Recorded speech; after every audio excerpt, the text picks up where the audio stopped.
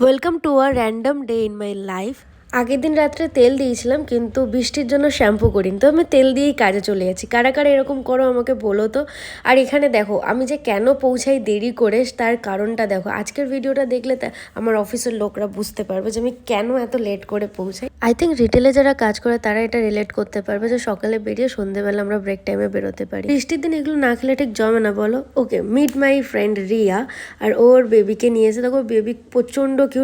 ও খালি ওর মিমির কাছ থেকে আইসক্রিম খাবে, মানে আমার কাছ থেকে। তারপরে আড্ডা মেরে বেরিয়ে পড়লাম। আর এখানে দেখো কত মানুষ এখনো প্রতিবাদে দাঁড়িয়ে আছে। আমরা যে কবে সুবিচার পাবো আমরা আজ পর্যন্ত বুঝতে পারছি না। আদৌ কি আমরা সুবিচার পাবো? হয়তো মা আসার পর কোনো সুবিচার হতে পারে।